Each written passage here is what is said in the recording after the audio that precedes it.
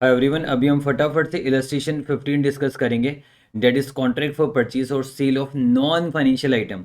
और मैंने अपने रिविजनरी वीडियो में डिस्कस किया था कि नॉन फाइनेंशियल आइटम के केस में मान लीजिए आपने कॉन्ट्रैक्ट किया कि फ्यूचर में आप परचेज करोगे या फ्यूचर में आप सेल करोगे। फाइनेंशियल आइटम नहीं, non financial item. Non financial item के केस में मैंने कहा था कि अगर मान लीजिए फ्यूचर में सेटलमेंट होने वाला है, यानी डिलीवरी नहीं होने वाला, सेटलमेंट होने वाला है फ्यूचर में, तब तो हम उसे डेरिवेटिव कॉन्ट्रैक्ट मानेंगे, क्योंकि नाम का नॉन फाइनेंशियल आइटम एंड में तो जाके वो क्या होगा, फ्यूचर में सेटलमेंट होगा। लेकिन अगर नॉन फाइनेंशियल आइटम, मान लीजिए मैंने आपसे कॉन्ट्रैक्ट किया कि मैं आपसे 5000 पीसेस ऑफ आईफोन खरीदूंगा फ्यूचर डेट में, तो ये फाइव था आईफोन तो नॉन फाइनेंशियल आइटम हो गया। शेयर्स डिवेंचर्स वगैरह कुछ होता तो फाइनेंशियल आइटम हो जाता। तो ये आईफोन आपका फाइनेंशियल आइटम नहीं है, फाइनेंशियल इंस्ट्रूमेंट्स में नहीं आता है ना। तो ये आईफोन का मैंने कॉन्ट्रैक्ट किया है, यहाँ पर नॉन फाइनेंशियल आइटम का मैंने कॉन्ट्रैक्ट किया है। तो यहाँ पर हम चेक करेंगे कि क्या ये फ्यूचर में डिलीवरी होगा। अगर फ्यूचर में डिलीवरी होना है तो इंडस 37 के हिसाब से ये एग्जीक्यूटरी कॉन्ट्रैक्ट है।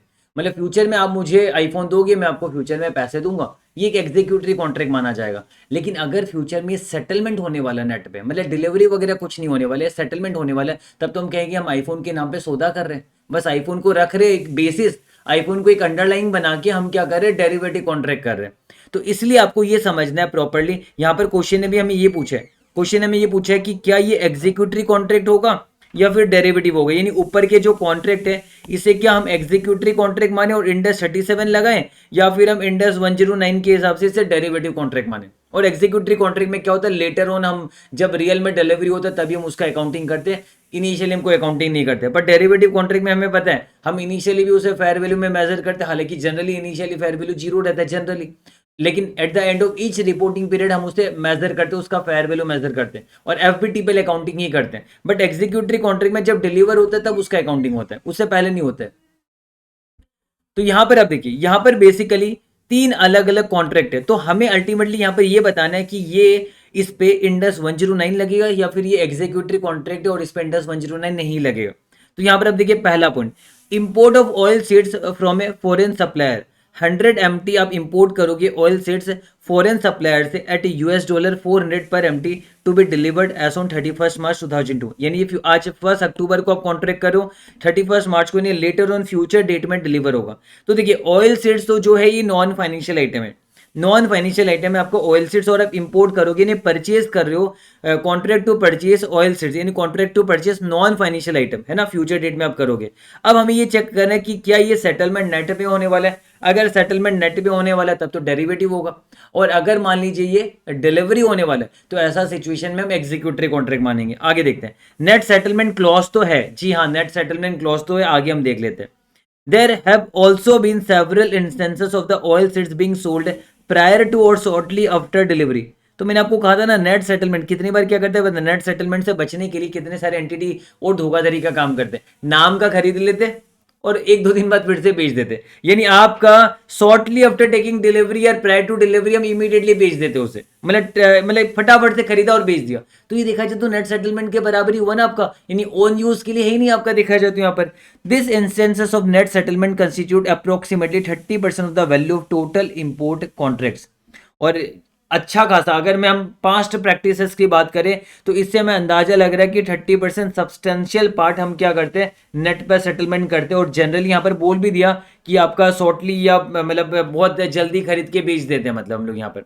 तो ये अल्टीमेटली यहाँ पर 30% सब्सटेंशियल माना जाएगा, और ऑब्वियसली बात है हमारे नेट सेटलमेंट क्लॉज भी है इसके अंदर। तो यहां पर बेसिकली हमारा जजमेंट ये होगा कि कॉन्ट्रैक्ट वन में जैसे कि नेट सेटलमेंट क्लोज भी है, और दूसरी चीज पास्ट प्रैक्टिसेस भी देखे तो अच्छा खासा पूरा एंटायर टोटल इंपोर्ट जितना हम करते हैं बाहर से उसका 30% अप्रोक्सीमेटली हम क्या करते हैं, नेट पे सेटलमेंट कराते। तो ये भी एक कॉन्ट्रैक्ट है, बहुत सारे कॉन्ट्रैक्ट में से ये भी एक कॉन्ट्रैक्ट है, और अच्छा खासा हम नेट सेटलमेंट कराते हैं, तो ये भी आपका नेट सेटलमेंट हो सकता है। तो इसलिए हम इस पे क्या करेंगे, हम इस पे डेरिवेटिव कॉन्ट्रैक्ट ही लगाएंगे। हम डेरिवेटिव के हिसाब से इंडेक्स 109 लगाएंगे यहाँ पर। और आपको हमेशा चेक करना है कि आपका पास्ट प्रैक्टिसेस में क्या सब्सटेंशियल पार्ट में नेट सेटलमेंट हुआ है। अगर सब्सटेंशियली नेट सेटलमेंट हुआ मतलब डेरिवेटिव लगाएगा। हाँ अगर यहाँ पर 1% समथिंग कुछ होता, अगर हल्का फुल्का होता तो अलग बात है, तब हम एग्जीक्यूटरी फिर भी मान लेते हैं।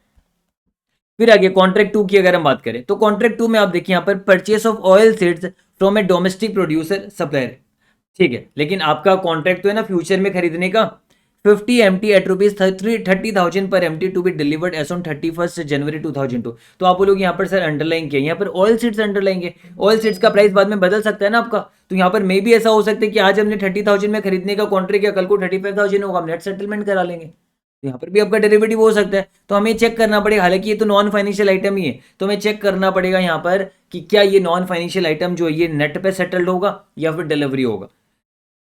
सेटलमेंट क्लॉज है, देखिए नेट सेटलमेंट क्लॉज है यहाँ पर, yes company Z has net settled some of the domestic purchase contract, इन्होंने सेटल भी किया हुआ है।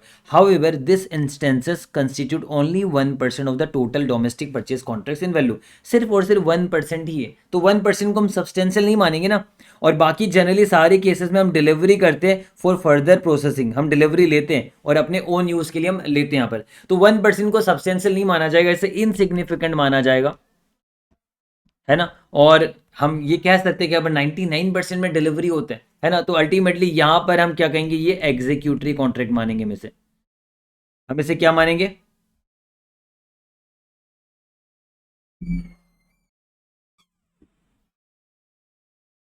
एग्जीक्यूटरी कॉन्ट्रैक्ट मानेगा अब इसे। समझ में आया, क्लियर हो गया एकदम अच्छे से। Point number 3, contract to sell oil seeds on the commodity exchange. देखिए ना, कॉमोडिटी एक्सचेंज में आप कर रहे हो, कॉमोडिटी एक्सचेंज में तो ऐसे भी नेट सेटल्ड ही होता है वहां पर जनरली, ठीक है। आगे देख लेते हैं, 50 MT at $US 450 per MT maturing as on 15 January 2002.